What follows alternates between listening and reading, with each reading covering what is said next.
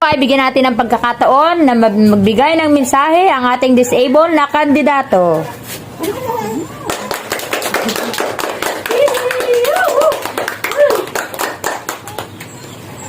Magandang hapon po sa inyong lahat. Ngayon po ay tutula po muna ang inyong disabled na kandidato. Nangingiti kayo sapagkat narito ako sa inyong harapan. Nagbubuka ako ng bibig at pilit kong pinalalaki ang aking maliit na tinig. Tunay, ako'y musmus pa lamang kung inyong pagmamasdan.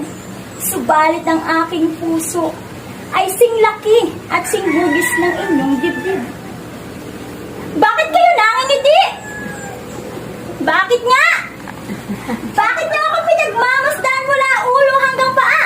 Mula paa hanggang ulo? Dahil ba sa ako'y pilay? At puto lang isang paa? Yan ba ang dahilan kung bakit minamaliit niyo ang alokong paglilingkod? Mga Ginoo, nandito ako upang lumaban, hindi upang tumakbo. Number 2 po sa balota para sa Congresswoman.